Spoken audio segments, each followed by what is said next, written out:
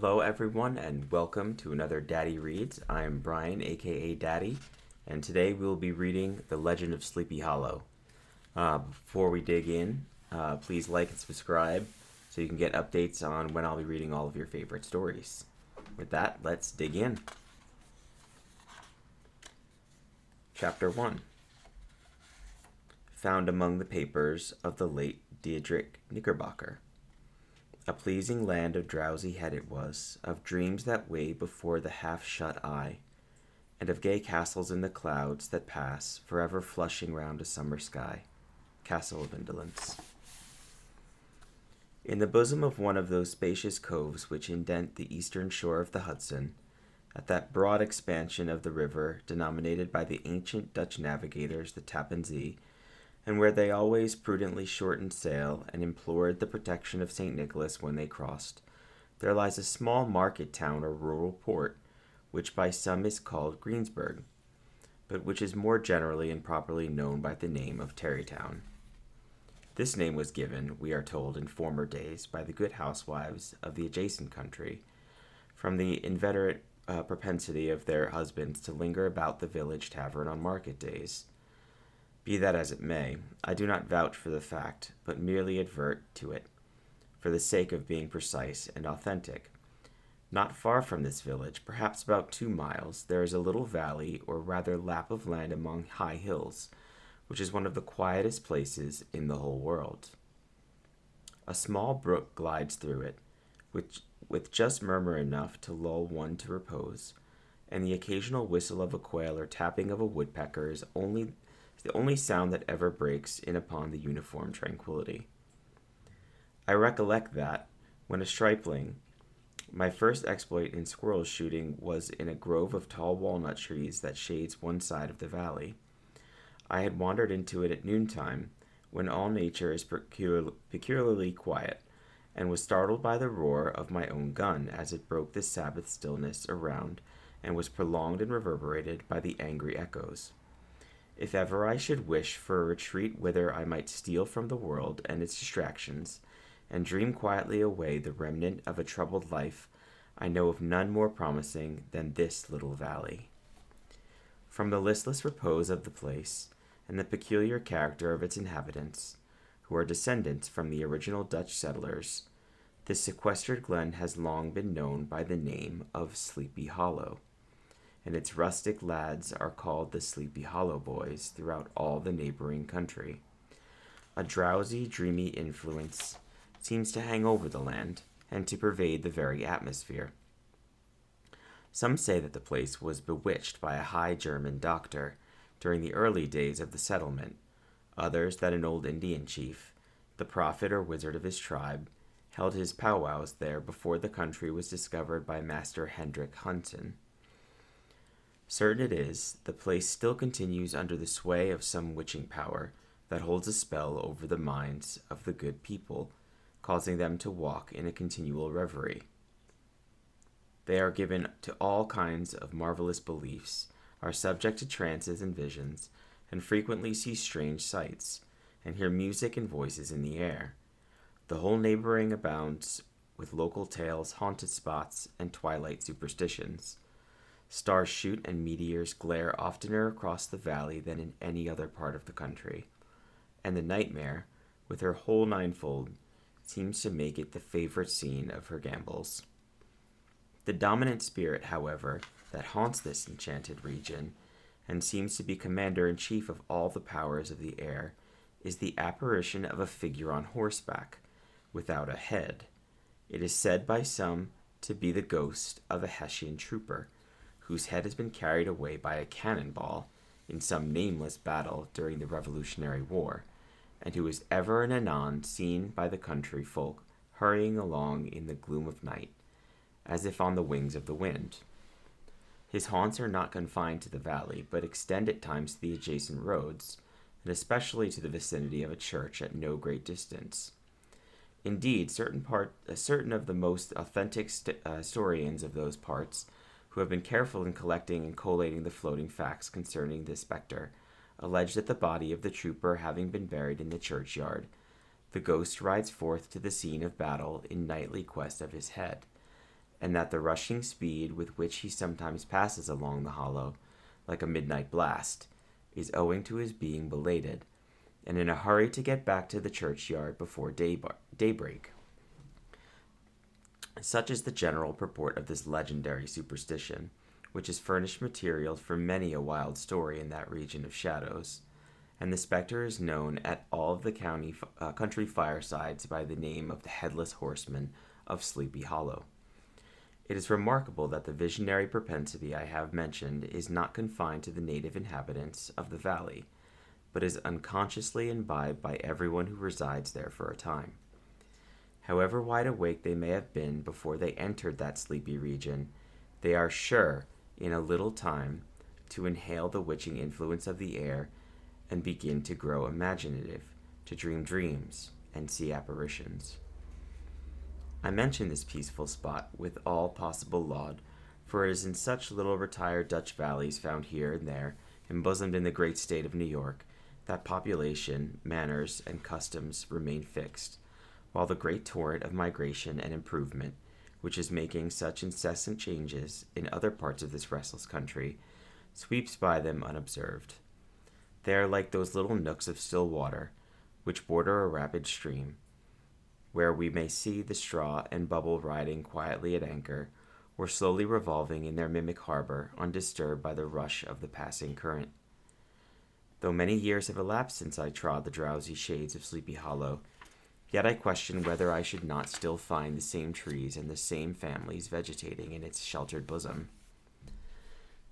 In this by-place of nature there abode, in a remote period of American history, that is to say, some 30 years since, a worthy wight of the name Ichabod Crane, who sojourned, or, as he expressed it, tarried, in Sleepy Hollow, for the purpose of instructing the children of the vicinity. He was a native of Connecticut, a state which supplies the Union with pioneers for the mind, as well as for the forest, and sends forth yearly its legions of frontier woodmen and country schoolmasters. The cognomen of Crane was not inapplicable to his person. He was tall, but exceedingly lank, with narrow shoulders, long arms and legs, hands that dangled a mile out of his sleeves, feet that might have served for shovels, and his whole frame most loosely hung together. His head was small, and flat at top, with huge ears, large green glassy eyes, and a long snipe nose, so that it looked like a weathercock perched upon the spindle neck to tell which way the wind blew. To see him striding along the profile of a hill on a windy day, with his clothes bagging and fluttering about him, one might have mistaken him for the genius of famine descending upon the earth, or some scarecrow eloped from a cornfield. His schoolhouse was a low building of one large room, rudely constructed of logs, the windows partly glazed and partly patched with leaves of old copybooks. It was most ingeniously secured at vacant hours by a withe twisted in the handle of a door, and stakes set against the window shutters, and that though a thief might get in with perfect ease, he would find some embarrassment in getting out, an idea most probably borrowed from the architect Joost van Houten from the mystery of an eel pot. The schoolhouse stood in a rather lonely but pleasant situation, just at the foot of a woody hill, with the brook running close by and a formidable birch tree growing at one end of it. From hence the low murmur of his pupils' voices, conning over their lessons, might be heard in a drowsy summer day, like the hum of a beehive, interrupted now and then by the authoritative voice of the master in the tone of menace or command, or, peradventure, by the appalling sound of the birch, as he urged some tardy loiterer along the flowery path of knowledge. Truth to say, he was a conscientious man, and ever bore in mind the golden maxim, spare the rod and spoil the child. Ichabod Crane's scholars certainly were not spoiled. I would not have imagined it, however, that he was one of those cruel potentates of the school who joy in the smart of their subjects. On the contrary, he administered justice with discrimination rather than severity, taking the burden off of the backs of the weak and laying it on those of the strong. Your mere puny stripling, that winced at the least flourish of the rod, was passed by with indulgence. But the claims of justice were satisfied by inflicting a double portion on some little tough, wrong-headed, broad-skirted Dutch urchin, who sulked and swelled and grew dogged and sullen beneath the birch. All this he called, quote, doing his duty by their parents, unquote, and he never inflicted a chastisement without following it by the assurance, so consolatory to the smarting urchin, that he would remember it and thank him for the longest day he had to live. When school hours were over, he was even the companion and playmate of the larger boys, and on holiday afternoons would convoy some of the smaller ones home, who happened to have pretty sisters, or good housewives for mothers, noted for the comforts of the cupboard. Indeed, it behooved him to keep on good terms with his pupils. The revenue arising from his school was small, and would have been scarcely sufficient to furnish him with daily bread, for he was a huge feeder, and, though lank, had the dilating powers of an anaconda. But to help out his maintenance, he was, according to country custom in those parts, boarded and lodged at the houses of the farmers whose children he instructed. With these he lived successively a week at a time, thus going the rounds of the neighborhood, with all his worldly effects tied up in a cotton handkerchief. That all this might not be too onerous on the purses of the rustic patrons, who are apt to consider the cost of schooling a grievous burden, and schoolmasters as mere drones, he had various ways of rendering himself both useful and agreeable. He assisted the farmers occasionally in the lighter labors of their farms, helped to make hay, mended the fences, took the horses to water, drove the cows from pasture, and cut wood for the winter fire. He laid aside, too, all the dominant dignity and absolute sway with which he lorded it in his little empire, the school, and became wonderfully gentle and ingratiating. He found favor in the eyes of the mothers by petting the children, particularly the youngest, and like the lion bold, which whilom so magnanimously the lamb did hold, he would sit with a child on one knee and rock a cradle with his foot for whole hours together. In addition to his other vocations, he was the singing master of the neighborhood, and picked up many bright shillings by instructing the young folks in psalmody. It was a matter of no little vanity to him on Sundays to take his station in front of the church gallery, with a band of chosen singers, where, in his own mind, he completely carried away the psalm from the parson. Certain it is, his voice resounded far above all the rest of the congregation, and there are peculiar quavers still to be heard in that church, and which may even be heard half a mile off, quite to the opposite side of the mill pond, on a still Sunday morning, which are said to be legitimately descended from the nose of Ichabod Crane, thus by divers little makeshifts, in the ingenious way in which the commonly denominated by hook and by crook, the worthy pedagogue got on tolerably enough, and was thought by all who understood nothing of the labor of head work to have wonderfully easy life for it. The schoolmaster is generally a man of some importance in the female circle of a rural neighborhood, being considered a kind of idle, gentleman-like personage, of vastly superior taste and accomplishments to the rough country swains, and indeed inferior in learning only to the parson. His appearance, therefore, is apt to occasion some little stir at the tea-table of a farmhouse, and the addition of a supernumerary dish of cakes or sweetmeats, or, peradventure, the parade of a silvery teapot. Our man of letters, therefore, was peculiarly happy in the smiles of all the country damsels.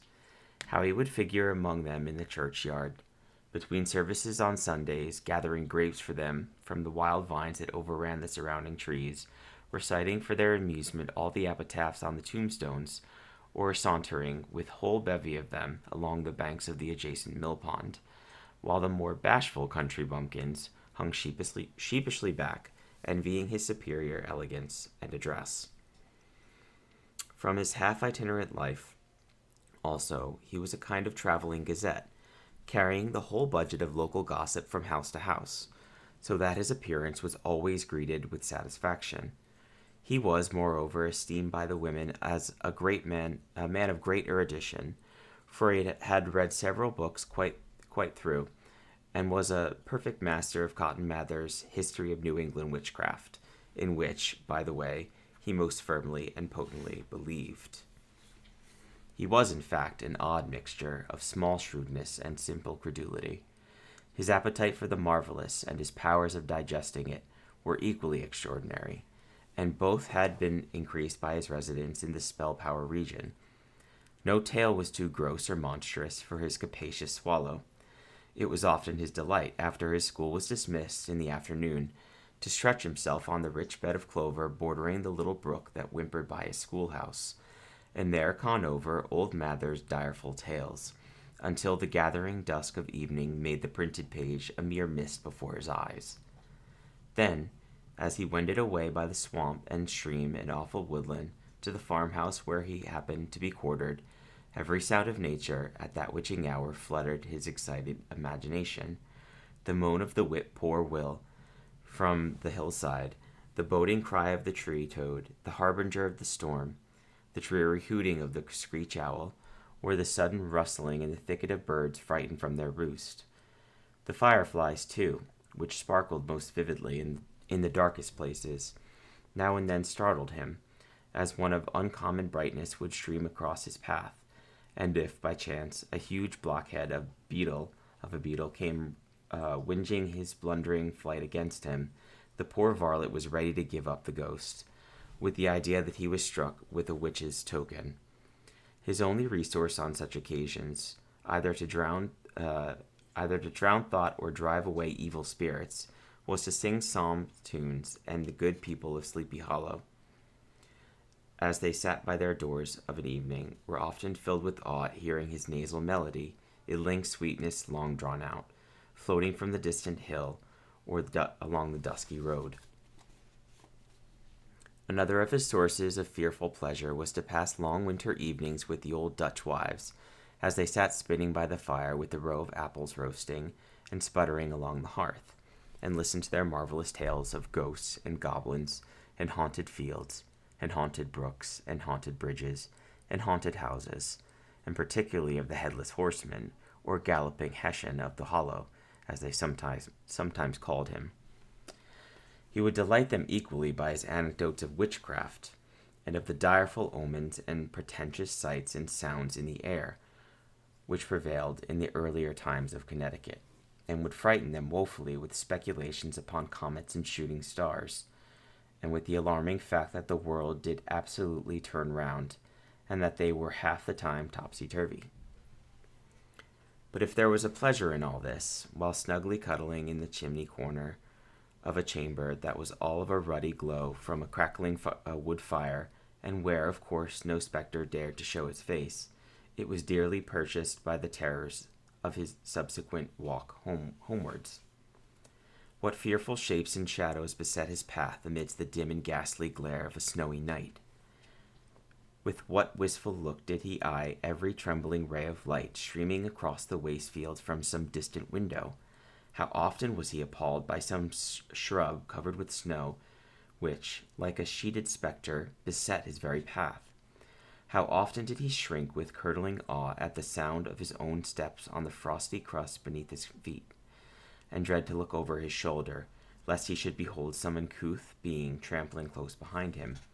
And how often was he thrown into complete dismay by some rushing blast, howling among the trees in the idea that it was the galloping Hessian on one of his nightly scourings. All these, however, were mere terrors of the night, phantoms of the mind that walk in darkness, and though he had seen many spectres in his time, and had been more than once beset by Satan in divers shapes in his lonely perambulations, yet daylight put an end to all these evils, and he would have passed a pleasant life of it, in despite of the devils of all his works, if his path had not been crossed by a being that crosses more perplexity to mortal man than ghosts, goblins, and the whole race of witches put together, and that was a woman. Among the musical disciples who assembled one evening in each week to receive his instructions in psalmody was Katrina van Tassel, the daughter and only child of a substantial Dutch farmer. She was a blooming lass of fresh 18, plump as a partridge, ripe and melting and rosy-cheeked, as one of her father's peaches, and universally famed, not merely for her beauty, but her vast expectations. She was withal a little of a coquette, as might be perceived even in her dress, which was a mixture of ancient and modern fashions, as most suited to set off her charms. She wore the ornaments of pure yellow gold, which her great-grandmother had brought over from Sardom, the tempting stomacher of the olden time, and withal a provokingly short petticoat, to display the prettiest foot and ankle in the country round. Ichabod Crane had a soft and foolish heart towards the sex, and it is not to be wondered at that so tempting a morsel soon found favor in his eyes, more especially after he had visited her in her paternal mansion. Old Baltus Van Tessel was a perfect picture of a thriving, contented, liberal-hearted farmer. He seldom, it is true, sent either his eyes or his thoughts beyond the boundaries of his own farm, but within those everything was snug, happy, and well-conditioned. He was satisfied with his wealth, but not proud of it, and piqued himself upon the hearty abundance, rather than the style in which he lived. His stronghold was situated on the banks of the Hudson, in one of those green, sheltered, fertile nooks in which the Dutch farmers are so fond of nestling. A great elm tree spread its broad branches over it, and the foot at which bubbled up a spring of the softest and sweetest water in a little well formed of a barrel, and then stole sparkling away through the grass to a neighboring brook that babbled along among alders and dwarf willows. Hard by the farmhouse was a vast barn that might have served for a church, every window and crevice of which seemed bursting forth with the treasures of the farm. The flail was busily resounding within it from morning to night. Swallows and martins skimmed twittering about the eaves, and rows of pigeons, some with one eye turned up, as if watching the weather, some with their heads under their wings or buried in their bosoms, and others swelling and cooing and bowing about their dames, were enjoying the sunshine on the roof. Sleek, unwieldy porkers were grunting in the repose and abundance of their pens, from whence sallied forth, now and then, troops of sucking pigs, as if to snuff the air. A stately squadron of snowy geese were riding in an adjoining pond, convoying whole fleets of ducks. Regiments of turkeys were gobbling through the farmyard, and guinea fowls fretting about it, like ill-tempered housewives, with their peevish, discontented cry. Before the barn door strutted the gallant cock, that pattern of a husband, a warrior, and a fine gentleman, clapping his burnished wings and crowing in the pride and gladness of his heart, sometimes tearing up the earth with his feet, and then generously calling his ever-hungry family of wives and children to enjoy the rich morsel which he had discovered. The pedagogue's mouth watered as he looked upon this sumptuous promise of luxurious winter fare. In his devouring mind's eye, he pictured to himself every roasting pig running about with a pudding in his belly and an apple in his mouth. The pigeons were snugly put to bed in a comfortable pie, and tucked in with coverlet of crust. The geese were swimming in their own gravy, and the ducks pairing cozily in dishes, like snug married couples, with a decent competency of onion sauce. In the porkers he saw carved out the future sleek side of bacon, and juicy, relishing ham, not a turkey, but he beheld daintily trussed up, and its gizzard under its wing, and peradventure a necklace of savory sausages.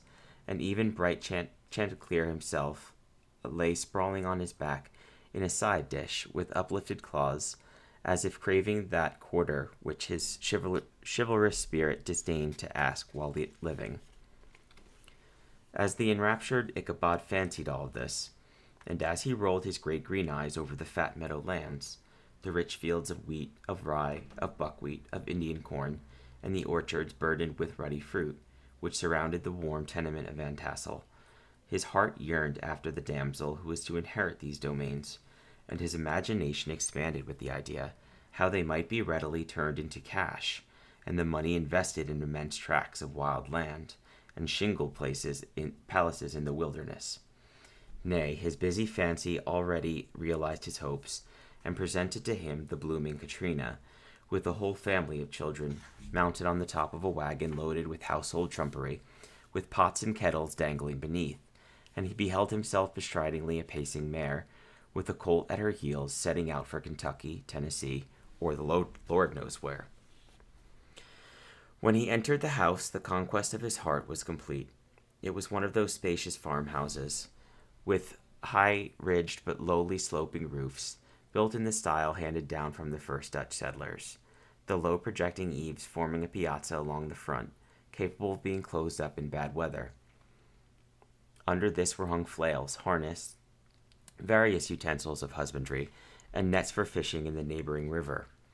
Benches were built along the sides for summer use, and a great spinning wheel at one end and a churn at the other showed the various uses to which this important porch might be devoted. From the piazza with wondering Ichabod entered the hall, which formed the center of the mansion and the place of usual residence. Here rows of resplendent pewter, ranged on a long dresser, dazzled his eyes. In one corner stood a huge bag of wool, ready to be spun. In another, a quantity of linsey-woolsey from the loom, ears of Indian corn, and strings of dried apples and peaches hung in gay festoons along the walls, mingled with the gaud of red pepper, and a door left ajar gave him a peep into the best parlor, where the claw-footed chairs and dark mahogany tables shone like mirrors. Andirons, with their accompanying shovels and tongs, glistened from their covert of asparagus tops. Mock oranges and conch shells decorated the mantelpiece.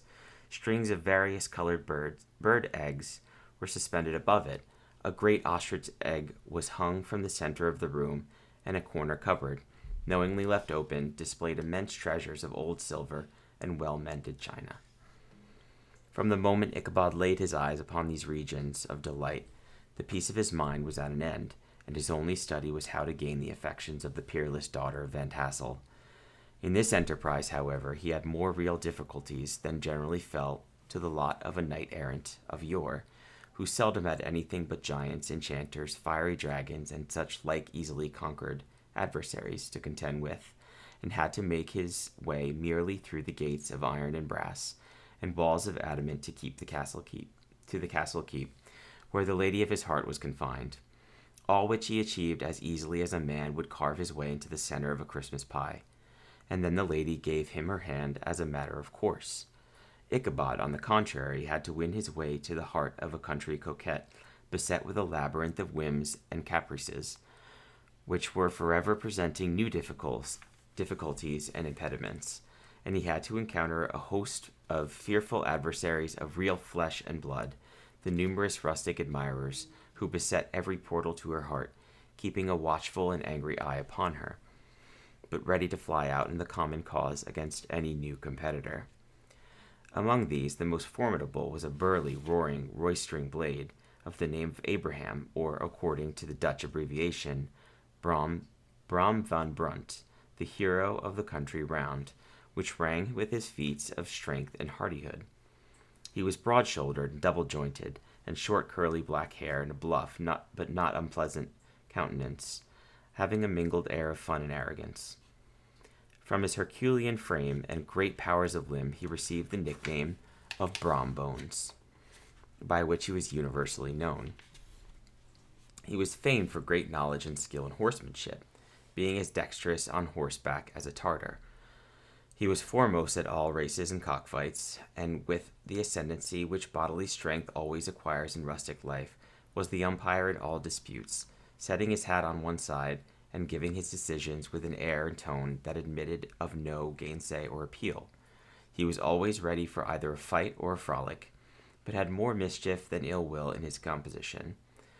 And with all his overbearing roughness, there was a strong dash of waggish good humor at bottom. He had 3 or 4 boon companions who regarded him as their model, and at the head of whom he scoured the country, attending every scene or feud or merriment for miles round. In cold weather he was distinguished by a fur cap, surmounted with a flaunting fox's tail, and when the folks at a country's gathering descried this well-known crest at a distance, whisking about among a squad of hard riders, they always stood by for a squall. Sometimes his crew would be heard dashing along past the farmhouses at midnight with whoop and hello, like a troop of Von Cossacks. And the old dames, startled out of their sleep, would listen for a moment till the hurry-scurry had clattered by, and then exclaim, "Aye, there goes Brombones and his gang." The neighbors looked upon him with a mixture of awe, admiration, and goodwill, and when any madcap prank or rustic brawl occurred in the vicinity, always shook their heads and warranted Brombones was at the bottom of it. This rantipole hero had for some time singled out the blooming Katrina for the object of his uncouth gallantries, and though his amorous toyings were something like the gentle caresses and endearments of a bear, yet it was whispered that she did not altogether discourage his hopes. Certain it is, his advances were signals for rival candidates to retire, who felt no inclination to cross a line in his amours, insomuch that when his horse was seen tied to Van Tassel's paling on a Sunday night, a sure sign that his master was courting, or, as it is termed, sparking, within, all other suitors passed by in despair and carried the war into other quarters. Such was the formidable rival with whom Ichabod Crane had to contend with, and, considering all things, a stouter man than he would have shrunk from the competition, and a wiser man would have despaired. He had, however, a happy mixture of pliability and perseverance in his nature. He was in form and spirit like a supplejack, yielding but tough. Though he bent, he never broke, and though he bowed beneath the slightest pressure, yet the moment it was away, jerk, he was as erect and carried his head as high as ever. To have taken the field openly against his rival would have been madness, for he was not a man to be thwarted in his amours more than that stormy lover Achilles. Ichabod, therefore, made his advances in a quiet and gently insinuating manner. Under cover of his character of singing master, he made frequent visits to the farmhouse, not that he had anything to apprehend from the meddlesome interference of parents, which is so often a stumbling block in the path of lovers. Balt Van Tassel was an easy, indulgent soul. He loved his daughter better even than his pipe, and, like a reasonable man and an excellent father, let her have her way in everything. His notable little wife, too, had enough to do to attend to her housekeeping and manage her poultry, for, as she sagely observed, ducks and geese are foolish things, and must be looked after. But girls can take care of themselves. Thus, while the busy dame bustled about the house or plied her spinning wheel at one end of the piazza, honest Balt would sit smoking his evening pipe at the other, watching the achievements of a little wooden warrior who, armed with the sword in each hand, was most valiantly fighting the wind on the pinnacle of the barn. In the meantime, Ichabod would carry on his suit, with the daughter by his side of the spring under his great elm, or sauntering along in the twilight, that hour so favorable to the lover's eloquence. I profess not to know how women's hearts are wooed and won. To me they have always been matters of riddle and admiration. Some seem to have built one vulnerable point or door of access, while others have 1,000 avenues, and may be captured in 1,000 different ways. It is a great triumph of skill to gain the former, but a still greater proof of generalship to maintain possession of the latter, for man must battle for his fortress at every door and window. He who wins 1,000 common hearts is therefore entitled to some renown, but he who keeps undisputed sway over the heart of a coquette is indeed a hero. Certain it is, this was not the case with the redoubtable Brombones, and from the moment Ichabod Crane made his advances, the interest of the former evidently declined. His horse was no longer seen tied to palings on Sunday nights, and a deadly feud gradually arose between him and the preceptor of Sleepy Hollow. Brom, who had a degree of rough chivalry in his nature, would fain have carried matters to open warfare and have settled their pretensions to the lady, according to the mode of the most concise and simple reasoners, the knights-errant of yore, by single combat. But Ichabod was too conscious of him, of the superior might of his adversary, to enter the list against him. He had overheard a boast of Bones that he would double the schoolmaster up and lay him on a shelf of his own schoolhouse, and he was too wary to give him an opportunity. There was something extremely provoking in this obstinately pacific system. It left Brom no alternative but to draw upon the funds of rustic waggery at his disposition, and to play off boorish practical jokes upon his rival. Ichabod became the object of whimsical persecution to Bones and his gang of rough riders. They harried his hitherto peaceful domains, smoked out his singing schools by stopping up the chimney, broke into the schoolhouse at night in spite of its formidable fastenings of withe and window stakes and turned everything topsy-turvy, so that the poor schoolmaster began to think all the witches in the country held their meetings there. But what was still more annoying, Brom took all opportunities of turning him to ridicule in presence of his mistress, and had a scoundrel dog whom he thought to whine in the most ludicrous manner, and introduced as a rival Ichabod's to instruct her in psalmody. In this way matters went on for some time, without producing any material effect on the relative situations of the contending powers. On a fine autumnal afternoon, Ichabod, in a pensive mood, sat enthroned on the lofty stool from whence he usually watched all the concerns of his little literary realm. In his hand he swayed a ferule, that scepter despotic power. The birch of justice reposed on 3 nails behind the throne, a constant terror to evildoers, while on the desk before him might be seen sundry contraband articles and prohibited weapons, detected upon the persons of idle urchins, such as half-munched apples, pop-guns, whirligigs, fly-cages, and whole legions of rampant little paper gamecocks. Apparently there had been some appalling act of justice recently inflicted, for his scholars were all busily intent upon their books, or slyly whispering behind them with one eye kept upon the master, and a kind of buzzing stillness reigned throughout the schoolroom. It was suddenly interrupted by the appearance of a negro in towel-cloth jacket and trousers, a round cloth fragment of a hat, like the cap of Mercury, and mounted on the back of a ragged, wild, half-broken colt, which he managed with a rope by way of halter. He came clattering up to the school door with an invitation to Ichabod to attend a merrymaking or a quilting frolic to be held that evening at Mynheer Van Tassel's, and having delivered his message with that air of importance and effort as fine language which he is apt to display on petty embassies of the kind, he dashed over the brook and was seen scampering away up the hollow, full of importance and the hurry of his mission. All was now bustle and hubbub in the late quiet schoolroom. These scholars were hurried through their lessons without stopping at trifles. Those who were nimble skipped over half with impunity, and those who were tardy had a smart application now and then in their rear to quicken their speed or help them over a tall word. Books were flung aside without being put away on shelves. Inkstands were overturned, benches thrown down, and the whole school was turned loose an hour before the usual time, bursting forth like a legion of young imps, yelping and racketing about the green in joy at their early emancipation. The gallant Ichabod now spent at least an extra half-hour at his toilet, brushing and furbishing up his best, and indeed only suit of rusty black, and arranging his locks by a bit of broken looking-glass that hung up in the schoolhouse. That he might make his appearance before the mistress in the true style of a cavalier, he borrowed a horse from the farmer, with whom he was domiciled, a choleric old Dutchman of the name of Hans von Ripper, and thus gallantly mounted, issued forth like a knight-errant in his quest of adventures. But it is meet I should, in the true spirit of romantic story, give some account of the looks and equipments of my hero and his steed. The animal he bestrode was a broken-down plough-horse, that had outlived almost everything but its viciousness. He was gaunt and shagged, with an ewe neck and a head like a hammer. His rusty mane and tail were tangled and knotted with burrs.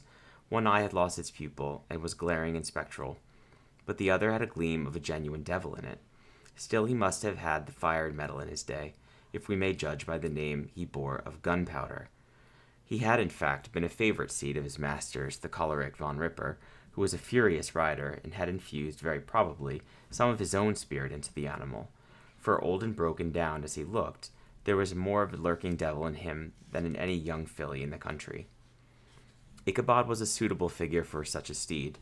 He rode with short stirrups, which brought his knees nearly up to the pommel of the saddle. His sharp elbows stuck out like grasshoppers. He carried his whip perpendicularly in his hand like a scepter, and as his horse jogged on, the motion of his arms was not unlike the flapping of a pair of wings.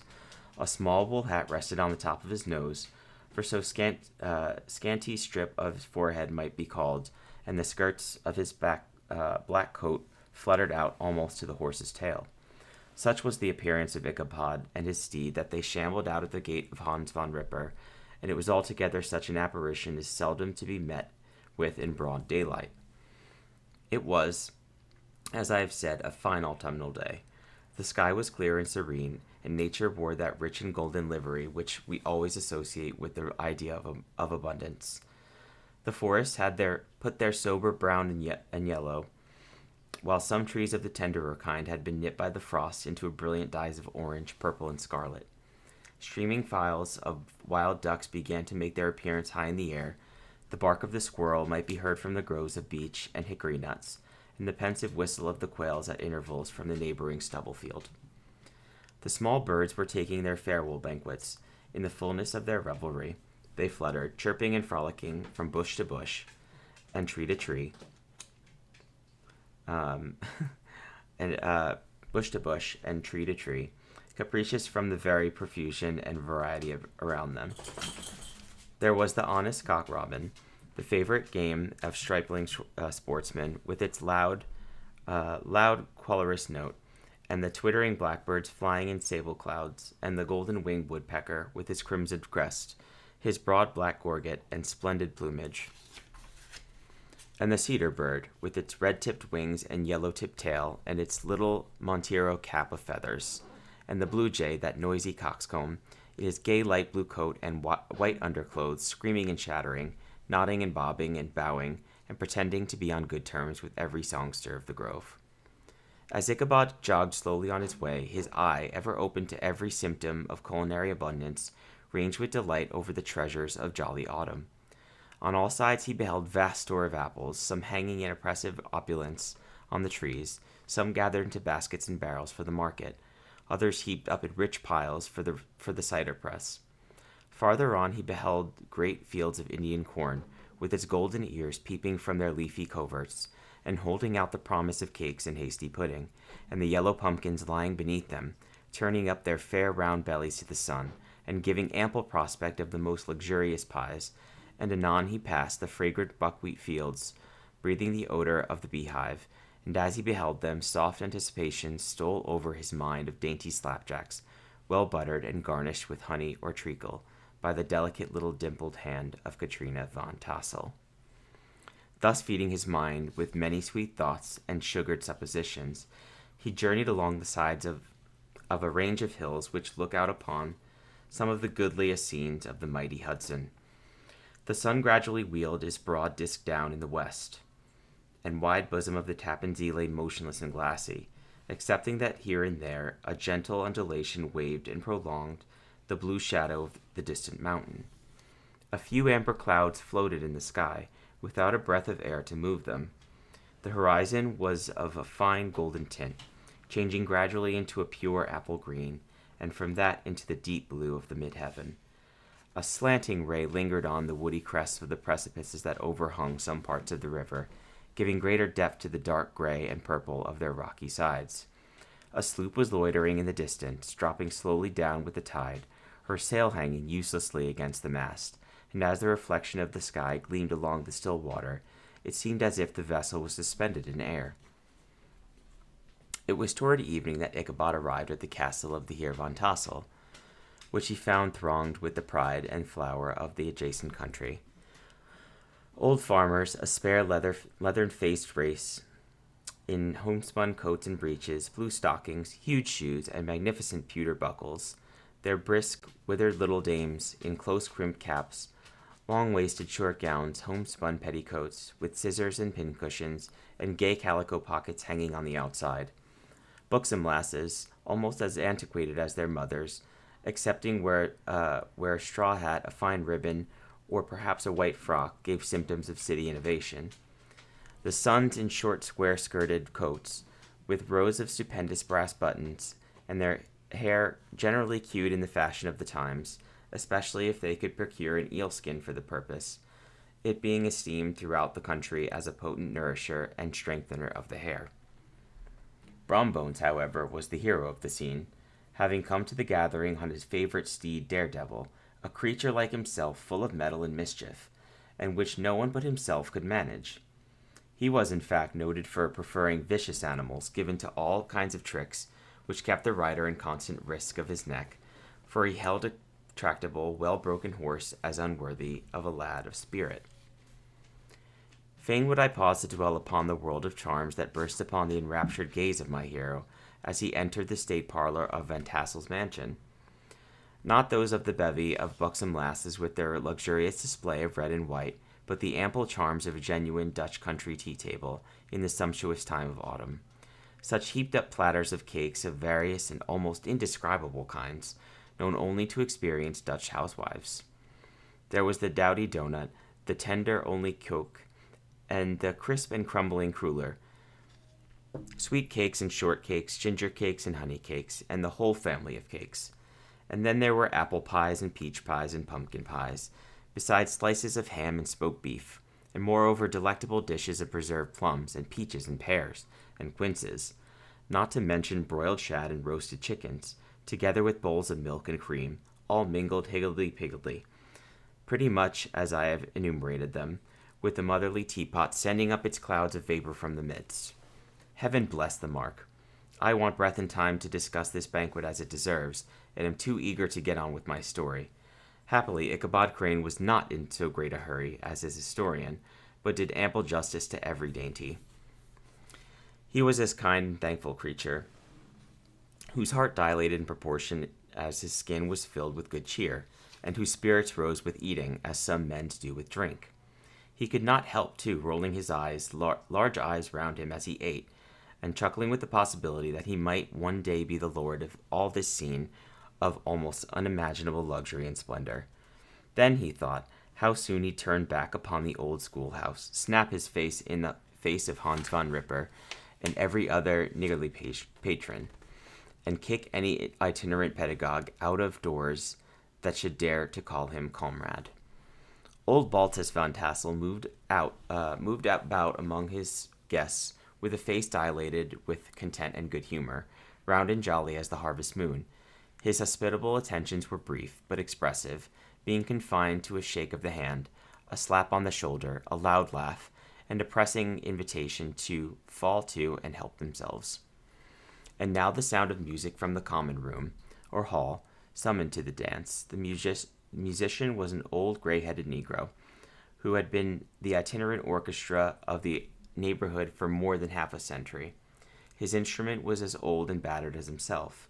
The greater part of the time he scraped on 2 or 3 strings, accompanying every movement of the bow with a motion of his head, bowing almost to the ground, and stamping with his foot whenever a fresh couple were to start.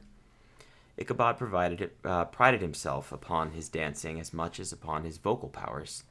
Not a limb, not a fiber about him was idle, and to have seen his loosely hung frame in full motion and clattering about the room, you would have thought Saint Vitus himself, that blessed patron saint of the dance, was figuring before you in person. How could the flogger of urchins be otherwise than mated and joyous? The lady of his heart was his partner in the dance, and smiling graciously in reply to all his amorous oglings, while Brombone, sorely smitten with love and jealousy, sat brooding by himself in one corner. When the dance was at an end, Ichabod was attracted to a knot of the Sager folks who, with old Van Tassel, sat smoking at one end of the piazza, gossiping over former times, and drawing out long stories about the war. This neighborhood, at the time of which I am speaking, was one of those highly favored places which abound with chronicle and great men.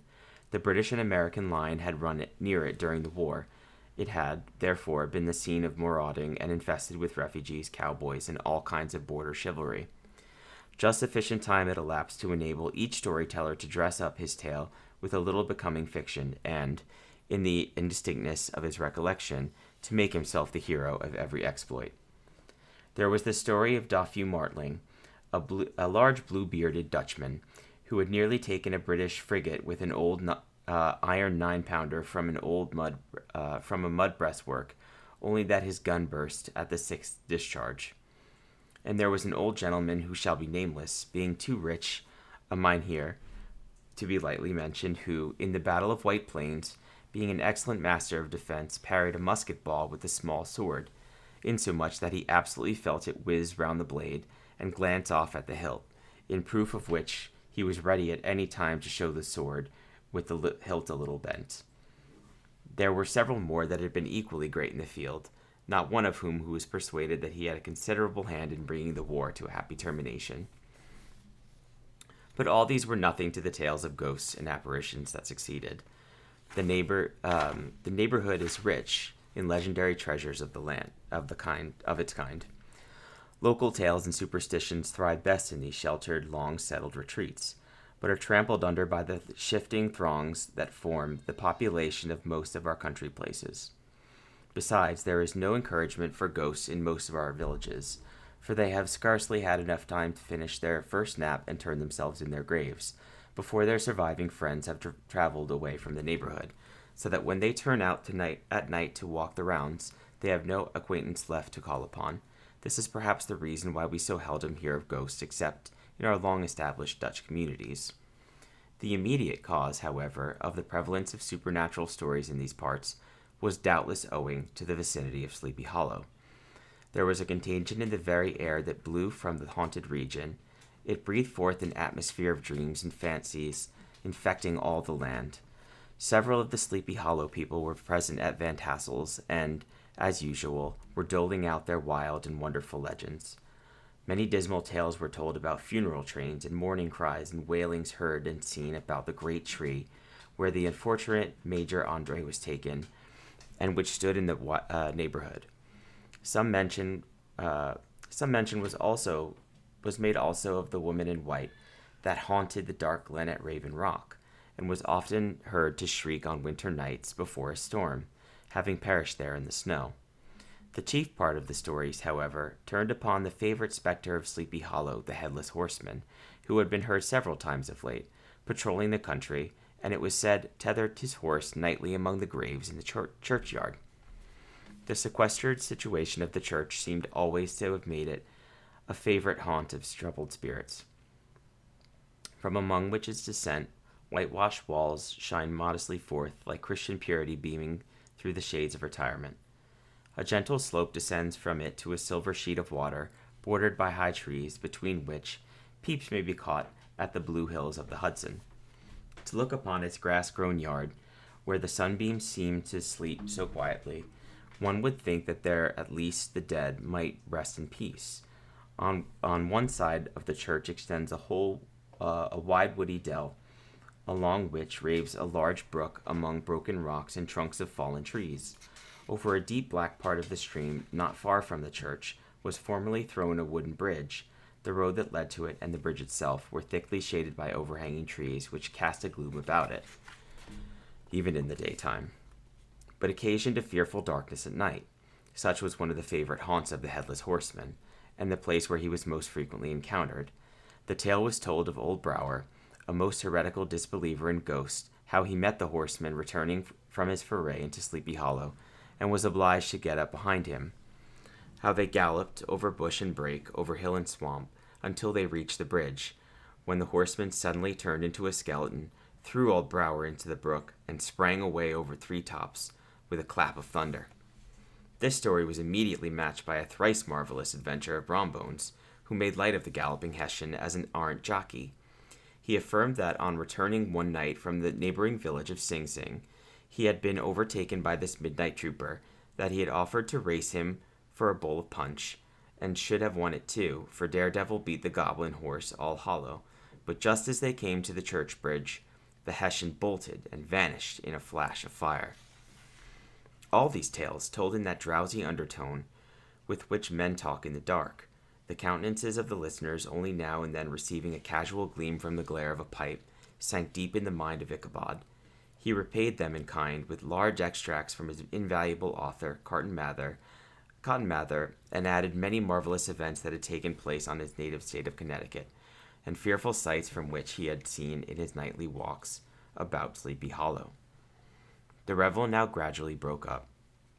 The old farmers gathered together their families in their wagons, and were heard for some time rattling along the hollow roads and over the distant hills.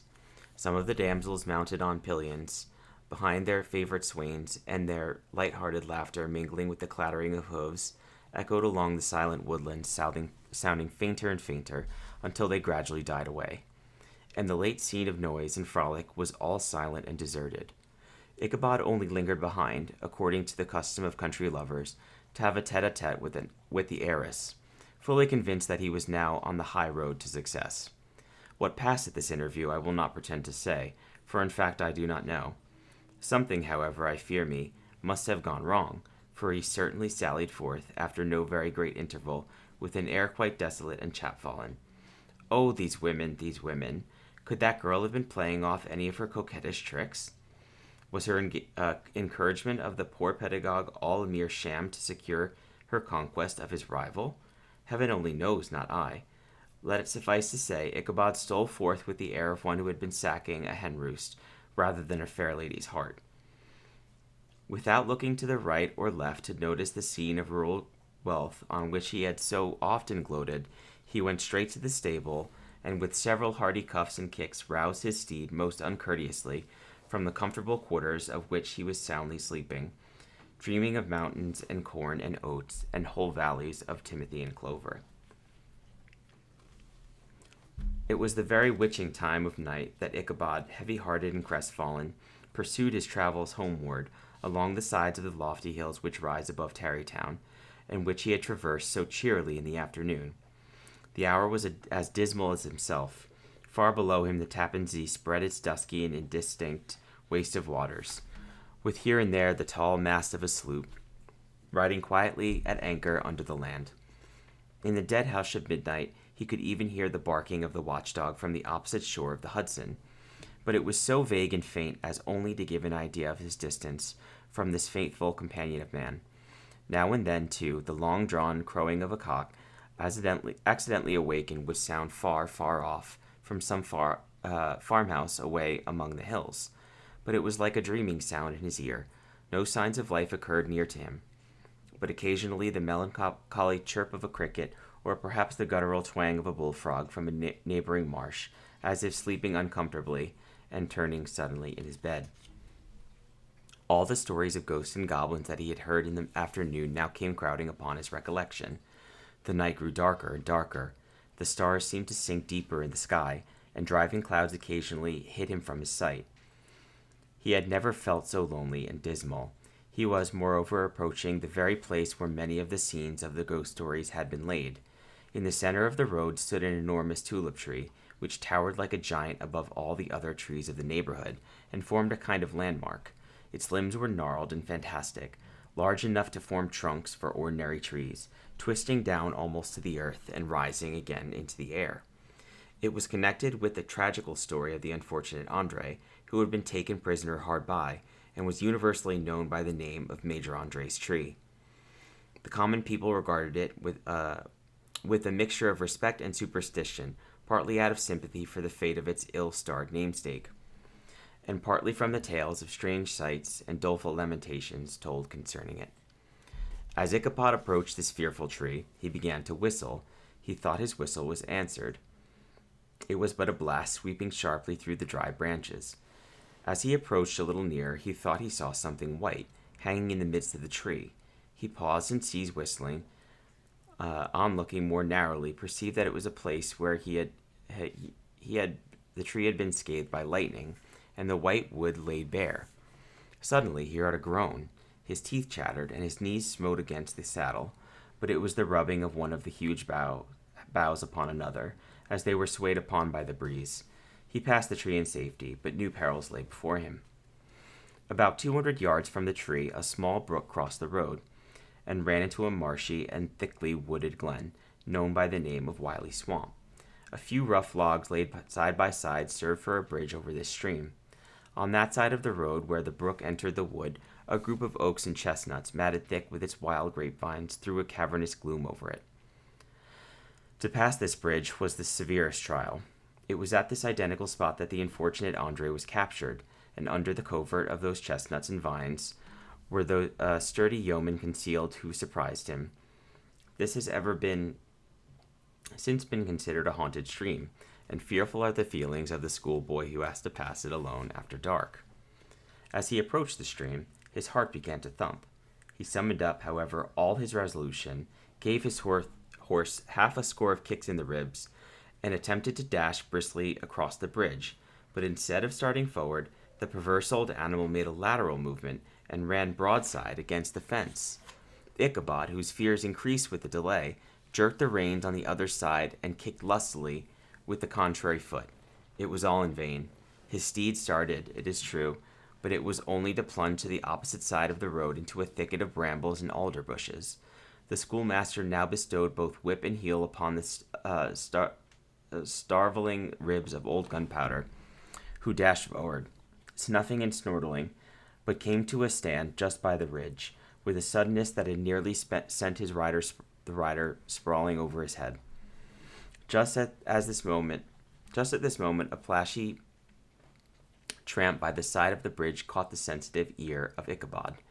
In the dark shadow of the grove on the margin of the brook, he beheld something huge, misshapen, and towering. It stirred not, but seemed gathered up in gloom, like some gigantic monster ready to spring upon the traveler.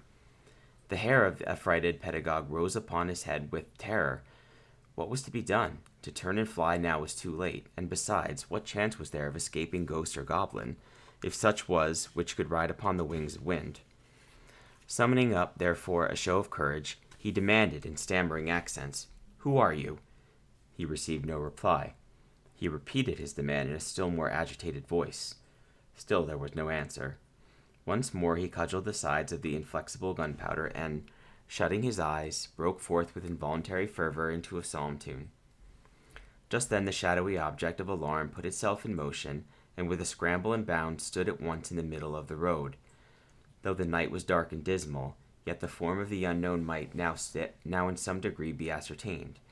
He appeared to be a horseman of large dimensions, and mounted on a large black horse of powerful frame.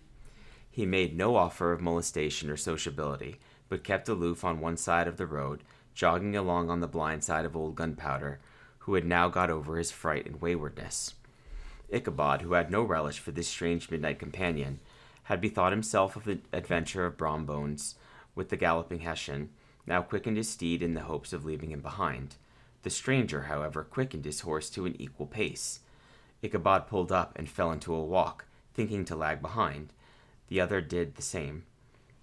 His heart began to sink with him. He endeavored to resume his psalm tune, but his parched tongue clove to the roof of his mouth, and he could not utter a stave. There was something in the moody and dogged silence of this pertinacious companion that was mysterious and appalling. It was soon fearfully accounted for. On mounting a rising ground, which brought the figure of his fellow traveler in relief against the sky, gigantic in height and muffled in the cloak, Ichabod was horror-struck on perceiving that he was headless. But his horror was still more increased on the observing that the head, which should have rested on his shoulders, was carried before him on the pommel of his saddle. His terror rose to desperation. He rained a shower of kicks and blows upon Gunpowder, hoping by a sudden movement to give his companion the slip, but the spectre started full jump with him. Away then they dashed through thick and thin, stones flying and sparks flashing at their every bound. Ichabod's flimsy garments fluttered in the air, as he stretched his long, lank body away over the horse's head in the eagerness of his flight. They had now reached the road which turns off to Sleepy Hollow, but Gunpowder, who seemed possessed with a demon, instead of keeping up with it, made an opposite turn and plunged headlong downhill to the left. The roads lead through a sandy hollow shaded by trees for about a quarter of a mile, where it crosses the bridge famous in goblin story, and just beyond swells the green knoll on which stands the whitewashed church. As yet the panic of the steed had given his unskilful rider an apparent advantage in the chase, but just as he had got halfway through the hollow, the girths of the saddle gave way, and he felt it slipping from under him. He seized it by the pommel, and endeavored to hold it firm, but in vain, and had just time enough to save himself by clasping old Gunpowder around the neck, when the saddle fell to the earth, and he heard it trampled under his foot by his pursuer.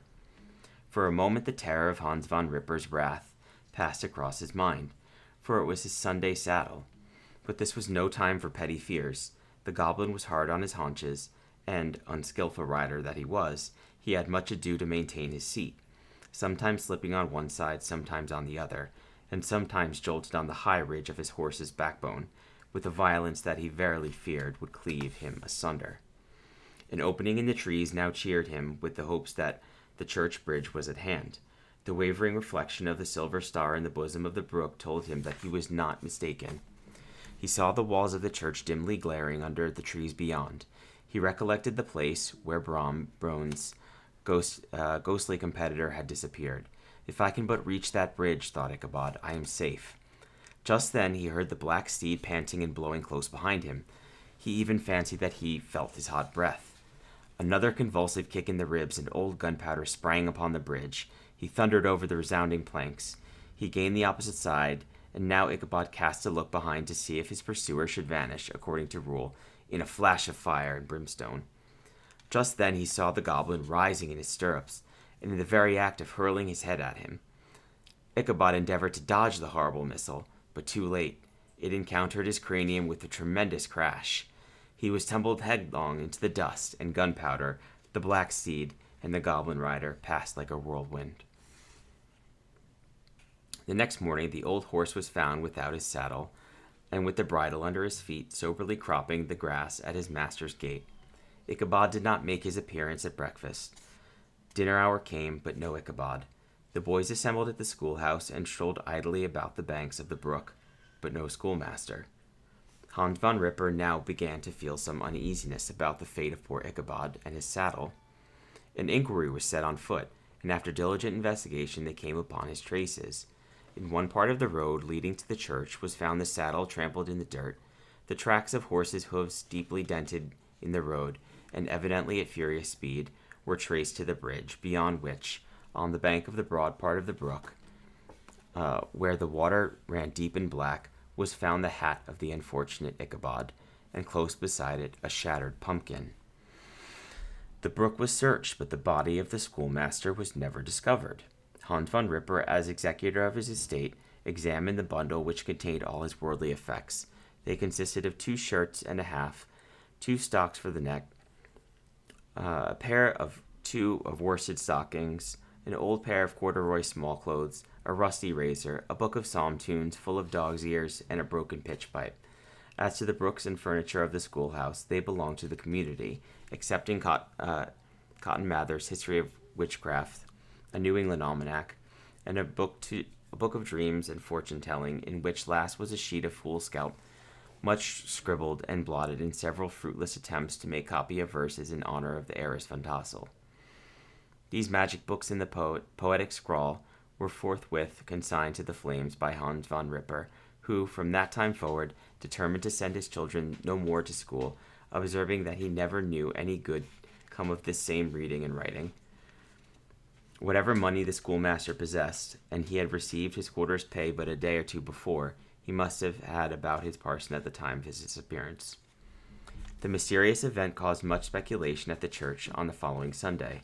Knots of gazers and gossips were collected in the churchyard, at the bridge, and at the spot where the hat and pumpkin had been found.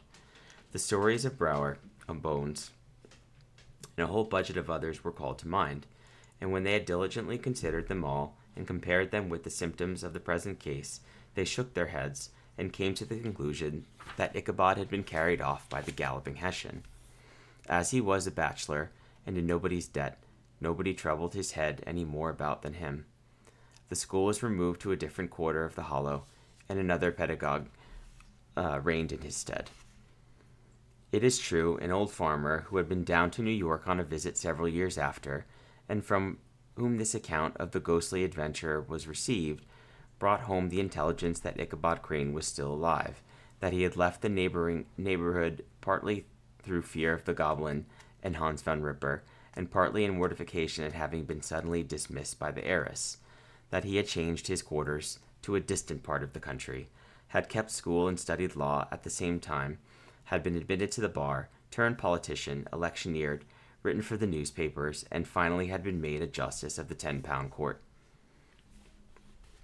Brombones, too, who shortly after his rival's disappearance conducted the blooming Katrina in triumph to the altar, was observed to look exceedingly knowing whenever the story of Ichabod was related, and always burst into a hearty laugh at the mention of the pumpkin, which led some to suspect that he knew more about the matter than he chose to tell. The old country wives, however, who are the best judges of these matters, maintain to this day that Ichabod was spirited away by supernatural means, and it is a favorite story often told about the neighborhood round the winter evening fire. The bridge became more than ever an object of superstitious awe, and that may be the reason why the road has been altered of late years, so as to approach the church by the border of the mill pond.